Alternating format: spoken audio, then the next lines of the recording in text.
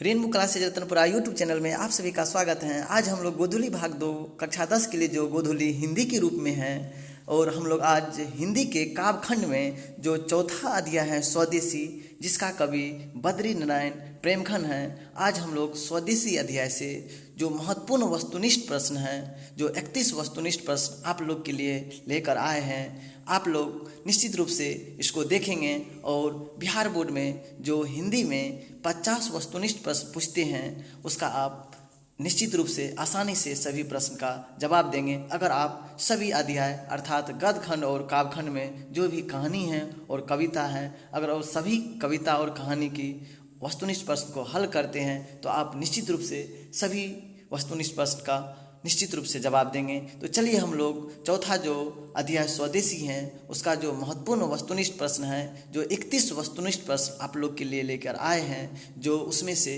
पहला वस्तुनिष्ठ प्रश्न जो स्क्रीन पर मौजूद है, जैसा कि हम लोग देख रहे हैं कि प्रेमघन अपना आदर्श किसे मानते थे। तो इस प्रश्न का पहला ऑप्शन है महात्मा गांधी, और दूसरा ऑप्शन है विवेकानंद, और तीसरा ऑप्शन है रविन्द्रनाथ, और चौथा है हरिश्चंद्र। कहते हैं कि प्रेमघन जो है बद्री नारायण चौधरी प्रेमघन। मैं बोल दूं मेरे प्रिय पाठकगण कि प्रेमघन का पूरा नाम बद्री नारायण चौधरी प्रेमघन है। कहते प्रेमघन अपना आदर्श किसे मानते थे। तो चार ऑप्शन में से अगर आप लोग कविता पढ़े होंगे स्वदेशी तो निश्चित रूप से इस प्रश्न का सही उत्तर दे दिए होंगे। अगर आप लोग नहीं पढ़े हैं कविता तो आप इसी चैनल पर जाकर सबसे पहले आप कविता भी पढ़ लें, और इससे आपको फायदा मिलेंगे कि सभी वस्तुनिष्ठ प्रश्न के आसानी से आप जवाब दे सकते हैं। तो चलिए इस प्रश्न का सही उत्तर है हरिश्चंद्र। तो कहते हैं कि प्रेमघन भारतेंदु हरिश्चंद्र को अपना आदर्श मानते थे। चलिए अगला वस्तुनिष्ठ प्रश्न देखते हैं जो इस प्रकार है। कहते हैं स्वदेशी किस कवि की रचना है। तो इस प्रश्न का पहला ऑप्शन है घनानंद, और दूसरा ऑप्शन है सुमित्रा नंदन पंत, और तीसरा है दिनकर रामधारी सिंह दिनकर जो हैं, और चौथा ऑप्शन है प्रेमघन। तो इस प्रश्न का सही उत्तर है प्रेमघन। तो इसी तरह से हम लोग 31 वस्तुनिष्ठ प्रश्न जो महत्वपूर्ण वस्तुनिष्ठ प्रश्न हैं, उसमें से हम 2 वस्तुनिष्ठ प्रश्न पर चर्चा कर लिए हैं। देखते हैं अगला वस्तुनिष्ठ प्रश्न जो इस प्रकार है। कहते हैं कि प्रेमघन किस युग के कवि थे। तो इस प्रश्न का पहला ऑप्शन है आदिकाल, और दूसरा भक्तिकाल, तीसरा भारतेंदु युग, और चौथा छायावाद युग। तो इस प्रश्न का सही उत्तर है भारतेंदु युग। हाँ, तो मेरे प्रिय पाठकगण एक चीज़ तो मैं कहना ही भूल गया कि जैसे ही मैं डिस्कशन कराने लगा तो एक चीज़ भूल ही गया कि अगर आप चैनल पे नए हैं तो आप प्लीज़ चैनल को सब्सक्राइब कर लें। अगर आपको वीडियो अच्छी लग रही हो तो वीडियो को लाइक कर दीजिए और शेयर भी कर दीजिए, जिससे मेरा मनोबल और भी बढ़े। तो मैं आप लोग के लिए अगर ऐसा वीडियो बनाता हूँ, अगर आप लोग को अच्छा लगता है तो आप निश्चित रूप से आप इसको लाइक कीजिए। अगर नहीं अच्छा लगता है तो आप जो है ना अनलाइक भी कर सकते हैं, जो ऑप्शन दिया हुआ है लाइक के बगल में। तो लेकिन मैं हमेशा प्रयास कर रहा हूँ कि आप लोग के लिए अच्छे से अच्छे वीडियो लाऊं, और जो है बिहार बोर्ड में जो एग्ज़ाम में खासकर आप बहुत अच्छे नंबर लाएं। और दैनिक जीवन में भी आप अगर कविता पढ़ेंगे और उसका ऑब्जेक्टिव करेंगे, वस्तुनिष्ठ प्रश्न करेंगे, तो निश्चित रूप से आपके दैनिक जीवन में भी फायदा मिलेंगे। तो चलिए हम लोग अगला प्रश्न को देखते हैं जो इस प्रकार है कि कहते हैं कि प्रेमघन के अनुसार भारत में आज कौन सी वस्तु दिखाई नहीं पड़ती। तो इस प्रश्न का पहला ऑप्शन है भारतीयता, और दूसरा कदाचारिता, और तीसरा ऑप्शन है पत्रकारिता, और चौथा ऑप्शन है अंग्रेजी भाषा। तो इस प्रश्न का सही उत्तर है भारतीयता। कहते हैं बद्री नारायण चौधरी प्रेमघन कहते हैं कि भारत में आज कौन सी वस्तु दिखाई नहीं देती है, भारतीयता नहीं दिखाई देती हैं, क्योंकि भारत के लोग अंग्रेजी सामान, चाइनीज सामान जितने भी हैं सब यूज करते हैं, लेकिन अपना खुद की दिखाई नहीं देती हैं। इसी कारण इस प्रश्न का पहला ऑप्शन है भारतीयता। तो मैं प्रिय पाठकगण मैं बोल दूं कि अगर मैं वस्तुनिष्ठ प्रश्न में ही ज़्यादा व्याख्या रूप से पढ़ाऊं तो फिर तो वस्तुनिष्ठ प्रश्न जल्दी समाप्त नहीं होंगे। इसी कारण इस पर मैं ज़्यादा डिस्कशन नहीं करना चाहता हूं। लेकिन आप इसका विस्तारित रूप से अध्ययन करना चाहते हैं तो आप जाकर यहीं rainbow classes Ratanpura YouTube channel यही है जो अभी आप देख रहे हैं, इसी पर आप जाके प्ले लिस्ट में जाके देखिए स्वदेशी और उसको पढ़ लीजिए। उसके बाद एक भी ऑब्जेक्टिव में कोई दिक्कत नहीं होगी। तो चलिए हम लोग देखते हैं अगला प्रश्न जो इस प्रकार है। कहते हैं आजकल भारत के लोग किस भाषा में बोलना पसंद करते हैं? तो इस प्रश्न का पहला ऑप्शन है हिंदी, और दूसरा मातृभाषा, तीसरा अंग्रेजी, और चौथा ऑप्शन है फ्रेंच। तो इस प्रश्न का सही उत्तर है अंग्रेजी।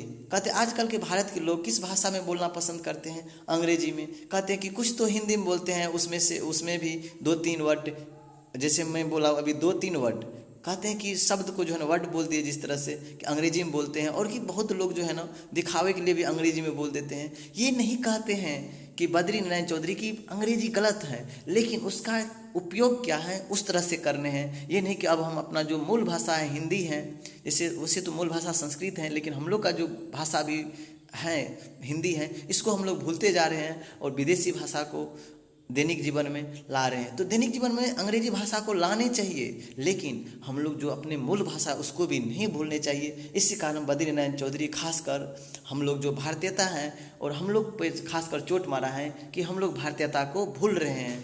तो आप लोग जो उसमें अगर आप लोग स्वदेशी कविता पढ़ेंगे तो उसमें 10 पद के रूप में दिया हुआ है, तो आप 10 पद पढ़ें और जो बहुत अच्छे लगेंगे पढ़ने में। जैसे मैं एक उस कविता के पहला अंश पढ़ते हैं, जैसे कि सभी विदेशी वस्तु नर गति रति रीत लगात, भारतीयता कुछ न अब भारत माँ दर्शात। कहते सभी विदेशी जो है ना, कहते वस्तु नर, अब जो है यहाँ पे सब भारत में कुछ नहीं, सब विदेशी ही दिखाई देती। इस प्रकार से ढेर सारे ये जो है उसे तो है। इसका खास करके मैं बोल दूं कि स्वदेशी जो कविता है यह प्रेम घन सर्वस्व से लिया गया है। तो मेरे प्रिय पाठकगण, हम आपसे आशा रखते हैं कि आप ध्यानपूर्वक सुनेंगे।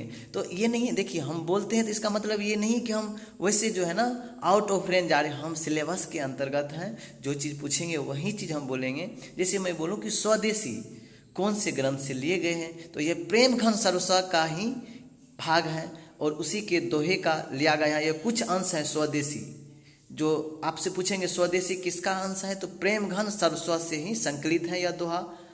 तो देखते हैं अगला प्रश्न जो इस प्रकार है। कहते हैं प्रेम घन किस युग के महत्वपूर्ण कवि थे? तो इस प्रश्न का पहला ऑप्शन है प्राचीन युग, और दूसरा ऑप्शन है भारतेंदु युग, और तीसरा ऑप्शन है भक्ति युग, और चौथा ऑप्शन है आधुनिक युग। तो इस प्रश्न का सही उत्तर है भारतेंदु युग। तो प्रेम घन किस युग के महत्वपूर्ण कवि थे? तो भारतेंदु युग के कवि थे, क्योंकि अपना ये भारतेंदु हरिश्चंद्र को आदर्श मानते थे। उसी युग के यह प्रेमघन भी कवि माने जाते हैं। तो चलिए अगला प्रश्न देखते हैं जो इस प्रकार है। प्रेमघन जी किस राज्य के निवासी थे? तो इस प्रश्न का पहला ऑप्शन है बिहार, और दूसरा मध्य प्रदेश, और तीसरा ऑप्शन है उत्तर प्रदेश, और चौथा ऑप्शन है राजस्थान। तो मैं प्रश्न को फिर से दोहरा दूं, प्रेमघन जी किस राज्य के निवासी थे? तो इस प्रश्न का सही उत्तर है उत्तर प्रदेश। जैसा कि मैं बोल दूं कि अगर आप लोग प्रेमघन की जीवनी नहीं पढ़े हैं तो मैं फिर बार बार बोल रहा हूं कि आप जाकर देख लीजिए। आप बोलिएगा कि सर जो है ना बार बार जो है बोलते हैं कि, क्योंकि हम बोलते हैं। ये तो देखिए 31 वस्तुनिष्ठ प्रश्न है, ऐसा नहीं कि सिर्फ 31 ही बनेंगे और बढ़ भी सकते हैं, लेकिन जो महत्वपूर्ण वस्तुनिष्ठ प्रश्न है वो हम लेके आप लोग के बीच आए हैं, और जो इसके इर्द गिर्द बनेंगे वो हम मौखिक रूप से बोल ही देते हैं। तो जैसा कि मैं बोल दूं कि प्रेमघन जी जो है भारतेंदु युग के महत्वपूर्ण कवि थे, और इनका जन्म 1855 ईस्वी में मिर्जापुर में हुए हैं, और निधन 1922 में हो गए हैं। और ये काव्य और जीवन दोनों क्षेत्रों में भारतेंदु हरिश्चंद्र को ही अपना आदर्श मानते थे। कहते हैं वे निहायत कलात्मक एवं अलंकृत गद्य लिखते भी थे। उन्होंने भारत के विभिन्न स्थानों का भ्रमण भी किया था। तो चलिए देखते हैं अगला प्रश्न जो इस प्रकार है। कहते हैं कि प्रेमघन जी का जन्म कब हुआ था? तो इस प्रश्न का पहला ऑप्शन है 1850 ईस्वी में, और दूसरा 1853 ईस्वी में, और तीसरा ऑप्शन है 1854 ईस्वी में, और चौथा ऑप्शन है 1855 ईस्वी में। तो इस प्रश्न का सही उत्तर है 1855 ईस्वी में। तो प्रेमघन जी का जन्म 1855 ईस्वी में हुआ था। तो अगला प्रश्न देखते हैं जो इस प्रकार है। प्रेमघन जी ने किस संस्था की स्थापना की? तो इस प्रश्न का पहला ऑप्शन है जाति समाज, और दूसरा ऑप्शन है रसिक समाज, और तीसरा ऑप्शन है कवि समाज, और चौथा ऑप्शन है साहित्य समाज। तो इस प्रश्न का सही उत्तर है रसिक समाज, कि प्रेमघन जी रसिक समाज की स्थापना की थी। तो आपसे पूछे जाएंगे कि प्रेमघन जी ने किस संस्था की स्थापना की थी? तो रसिक समाज संस्था की स्थापना की थी। तो चलिए देखते हैं अगला वस्तुनिष्ठ प्रश्न जो इस प्रकार है। कहते हैं कि प्रेमघन ने किस साप्ताहिक पत्रिका का संपादन किया? तो इस प्रश्न का पहला ऑप्शन है नागरी नीरद, और दूसरा ऑप्शन है साहित्य नीरद, और तीसरा ऑप्शन है साहित्य रस, और चौथा ऑप्शन है नीरद नागरी। तो इस प्रश्न का सही उत्तर है नागरी नीरद। देखिए, धोखा देने के लिए चौथा ऑप्शन में नीरद नागरी हैं, जो नागरी नीरद ही हैं, लेकिन पहले नागरी तब नीरद। तो इस प्रश्न का सही उत्तर है नागरी नीरद। तो देखते हैं जो अगला प्रश्न इस प्रकार है। तो हम लोग 31 वस्तुनिष्ठ प्रश्न की इस कड़ी के दौर में हम लोग धीरे धीरे आगे बढ़ते हैं। शायद आप लोग को वीडियो अच्छी लग रही हो। तो अगर आप लोग अभी तक चैनल को सब्सक्राइब नहीं किए हैं तो प्लीज़ आप चैनल को सब्सक्राइब कर लीजिए, क्योंकि आप लोग की हम इतना मेहनत करते हैं तो आप ज़रूर मेरे लिए भी थोड़ा कुछ कीजिए, जिससे और भी आप लोग के लिए ऐसे ही वीडियो लाते रहे। अगर आप अभी चैनल पर नए आए हैं, आप बोलिएगा कि सर बीच बीच में बोल देते हैं, हम इस कारण बोलते हैं क्योंकि मेरा भी मेहनत लगता है। अगर कुछ आप लोग की तरफ से रिस्पॉन्स नहीं आएंगे तो मेरा भी मनोबल टूट जाएंगे। इसी कारण मैं बीच बीच में बोल देते हैं कि अगर कोई मेरे प्रिय पाठकगण बीच में ही आए होंगे या शुरू किए होंगे यहीं से, तो आप वो देखेंगे तो आप निश्चित रूप से चैनल को सब्सक्राइब और वीडियो को लाइक और शेयर भी कर देंगे। तो चलिए हम लोग देखते हैं इस प्रश्न का पहला ऑप्शन क्या है सर्वस्व सरिता, और दूसरा ऑप्शन है प्रेमघन काव्य, और तीसरा ऑप्शन है प्रेमघन सर्वस्व, और चौथा ऑप्शन है प्रेमघन साहित्य। तो इस प्रश्न का सही उत्तर है प्रेमघन सर्वस्व। प्रेमघन की रचनाएं किस नाम से संग्रहित हैं? प्रेमघन सर्वस्व के नाम से संग्रहित हैं। तो अगला प्रश्न देखते हैं जो इस प्रकार है। तो भारत सौभाग्य के रचनाकार हैं। भारत सौभाग्य के रचनाकार हैं तो पहला ऑप्शन है दिनकर जी, और दूसरा प्रेमघन जी, और तीसरा ऑप्शन है रविंद्रनाथ जी, और चौथा हरिश्चंद्र जी। तो मैं चार ऑप्शन के पूरा जो विस्तारित रूप से जो फुल नेम है वो मैं बतला दूं कि कहते हैं कि दिनकर जी जो रामधारी सिंह दिनकर हैं, प्रेमघन जो आप अभी पढ़ ही रहे हैं जो स्वदेशी का कवि ही हैं बद्री नारायण चौधरी प्रेमघन, और रविन्द्रनाथ टैगोर को कौन नहीं जानता, और भारतेंदु हरिश्चंद्र को कौन नहीं जानता। तो इस प्रश्न का सही उत्तर है प्रेमघन। तो अगला प्रश्न देखते हैं जो इस प्रकार है। प्रेमघन की रचना है तो इस प्रश्न का पहला ऑप्शन है प्रयाग रामागमन, और दूसरा ऑप्शन है प्रयागराज, और तीसरा ऑप्शन है प्रयाग कथा, और चौथा ऑप्शन है समुद्र। तो इस प्रश्न का सही उत्तर है प्रयाग रामागमन। तो हम लोग अब अगला वस्तुनिष्ठ प्रश्न देखते हैं जो इस प्रकार है। डफाली का अर्थ है तो इस प्रश्न का पहला ऑप्शन है गाने वाला, दूसरा भाषाविद, तीसरा बाजा बजाने वाला, और चौथा ऑप्शन है नर्तक। तो इस प्रश्न का सही उत्तर है बाजा बजाने वाला। अगर आप लोग कविता पढ़ते हैं तो थोड़ा शब्दार्थ को भी देख लें, क्योंकि 50 वस्तुनिष्ठ प्रश्न में एक कम से कम तो वस्तुनिष्ठ प्रश्न जो शब्दार्थ से रहता ही रहता है। तो इसी कारण मेरे प्रिय पाठकगण आपसे हम आशा रखते हैं कि आप कम से कम 1-2 बार शब्दार्थ को भी पढ़ लें, ताकि आपका जो 1 या 2 वस्तुनिष्ठ प्रश्न होंगे वो भी नहीं छूटेंगे। तो चलिए अगला वस्तुनिष्ठ प्रश्न को देखते हैं जो इस प्रकार है। कब्रिस्तान का अर्थ है तो इस प्रश्न का पहला ऑप्शन है मुस्लिम। देखिए, कब्रिस्तान का जो अर्थ है जो हम पहला ऑप्शन दे रहे हैं मुस्लिम, यह प्रश्न भी एक शब्दार्थ से ही लिया गया है, और दूसरा ऑप्शन है सिख, और तीसरा ऑप्शन है रेगिस्तान, और चौथा ऑप्शन है क्रिश्चियन। तो इस प्रश्न का सही उत्तर है क्रिश्चियन। कहते हैं कब्रिस्तान का क्या अर्थ होता है? क्रिश्चियन है। तो अगला प्रश्न देखते हैं जो इस प्रकार है। प्रेमघन के अनुसार देश के नेताओं से क्या नहीं संभल रही है? तो इस प्रश्न का पहला ऑप्शन है देश, और दूसरा ऑप्शन है समाज, और तीसरा ऑप्शन है स्वदेशी परिधान, और चौथा ऑप्शन है राजकाज। तो इस प्रश्न का सही उत्तर है स्वदेशी परिधान। मैं प्रश्न को फिर से दोहरा दूं, अगर आपको समझ में नहीं आए होंगे यह वस्तुनिष्ठ प्रश्न, तो सुनिए, कहते हैं प्रेम घन के अनुसार देश के नेताओं से क्या नहीं संभल रही हैं। पहला ऑप्शन है देसी, और दूसरा समाज, और तीसरा जो सही उत्तर है स्वदेशी परिधान। यहाँ पे कहने का तात्पर्य है स्वदेशी, अपना देश के परिधान जो भी है। एक देश से अपना एक धोती, एक कपड़ा नहीं संभाल सकते हैं तो पूरा देश क्या समझेंगे। कहते हैं प्रेम घन, जो बद्री नारायण चौधरी प्रेम घन कहते हैं कि जिसका अपने देश का परिधान नहीं संभाल रहे हैं, एक कपड़ा नहीं संभाल रहे, एक धोती नहीं संभाल रहे हैं, तो वो देश को क्या संभालेंगे। ये सब जो बोल रहे हैं हम, यह कविता से ही लिए गए हैं। तो आप सभी अगर कविता के जो भी दोहा है, 10 दोहा है, तो स्वदेशी कविता में कितना दोहा है, तो स्वदेशी कविता में कितने दोहे हैं, तो आप बोलेंगे कि 10 दोहे हैं। तो चलिए हम लोग अगला प्रश्न को देखते हैं जो इस प्रकार है। प्रेम घन ने नेताओं से क्या अपेक्षा नहीं करने की बात कही है। तो इस प्रश्न का पहला ऑप्शन है देश प्रबंधन, और दूसरा ऑप्शन है समाज सेवा, और तीसरा ऑप्शन है परमार्थ, और चौथा ऑप्शन है कोई नहीं। तो इस प्रश्न का सही उत्तर है देश प्रबंधन। कहते हैं कि प्रेम घन ने नेताओं से क्या अपेक्षा नहीं करने की बात कही है, देश प्रबंधन, अर्थात जो अपने कंट्री की मैनेजमेंट है उसकी प्रबंधन की, उसकी देख रेख की उतनी अपेक्षा नहीं करते हैं, क्योंकि जानते हैं कि नेताओं की क्या हाल है। और ये नहीं कहते हैं कि सभी नेताओं बुरे हैं, बहुत नेताओं अच्छे भी हैं और देश को चलाते भी हैं, चला रहे भी हैं। तो जो अच्छे नहीं हैं उसके बारे में बद्री नारायण चौधरी यह स्वदेशी कविता के माध्यम से कहते हैं। तो अगला वस्तुनिष्ठ प्रश्न देखते हैं जो इस प्रकार है। कहते हैं जीर्ण जनपद किसकी कृति है। तो इस प्रश्न का पहला ऑप्शन है प्रेम घन की, और दूसरा नानक की, और तीसरा ऑप्शन है रसखान की, और चौथा ऑप्शन है कोई नहीं। तो अगर आप लोग कविता पढ़े होंगे स्वदेशी तो निश्चित रूप से इस प्रश्न का भी आप मन में उत्तर ऑप्शन सोच लिए होंगे। तो देखते हैं कि इस प्रश्न का सही उत्तर क्या है। तो इस प्रश्न का सही उत्तर है प्रेम घन की। जीर्ण जनपद भी प्रेम घन की ही रचना है। तो अगला प्रश्न देखते हैं जो इस प्रकार है।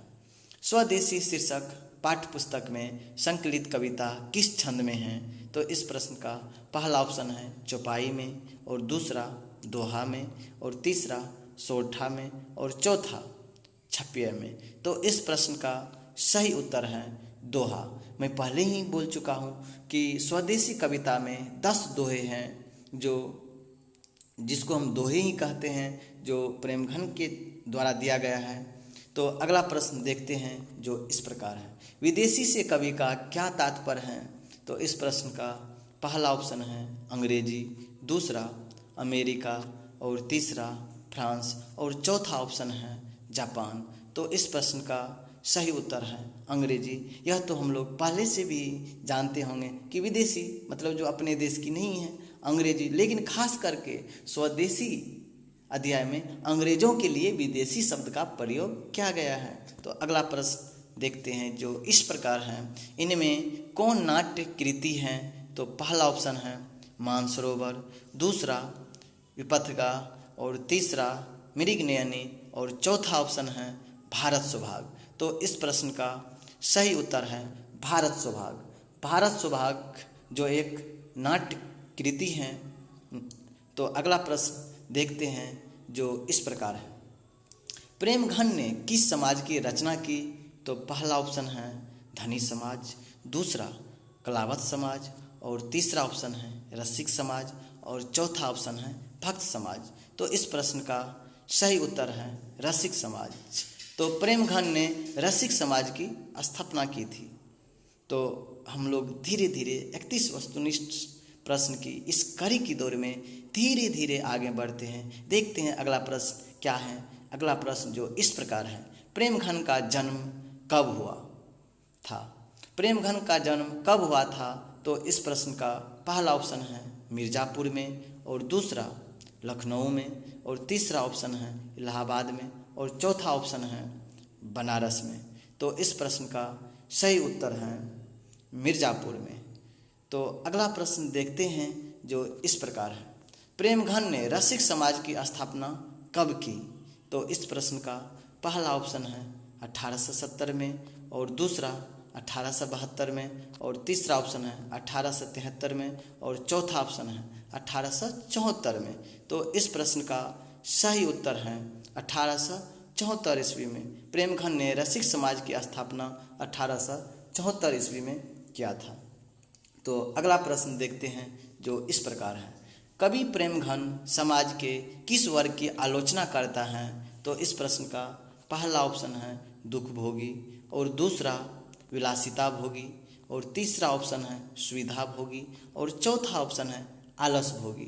तो मैं प्रश्न को फिर से दोहरा दूं कि कवि प्रेमघन समाज के किस वर्ग की आलोचना करता है? तो पहला ऑप्शन है दुख भोगी, दूसरा है विलासिता। विलासिता हम उसको कहते हैं जो सुख से भी अधिक जो खर्चा या जिसको हम व्यय कहते हैं व्यय करते हैं, और अपने जीवन को अपने जो मूलभूत हैं उससे कहीं ज़्यादा 100 गुना ज़्यादा खर्च करते हैं, उसको विलासिता जीवन, जिसको हम अंग्रेजी में जो हम लोग को कहते हैं कि अंग्रेजी भी जाननी चाहिए लेकिन उतना नहीं कि हम हिंदी ही भूल जाएं, लग्जरी लाइफ जिसको कहते हैं। और सुविधा भोगी तो किसका खास करके आलोचना करता है? तो इस प्रश्न का देखते हैं क्या उत्तर सही उत्तर है। तो इस प्रश्न का सही उत्तर है सुविधा भोगी।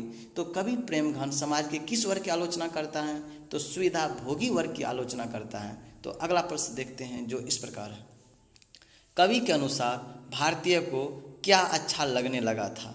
तो इस प्रश्न का पहला ऑप्शन है विदेशी चाल चलन, दूसरा विदेशी वेशभूषा, और तीसरा विदेशी रहन सहन, और चौथा ऑप्शन है इनमें से सभी। तो इस प्रश्न का सही उत्तर है इनमें से सभी।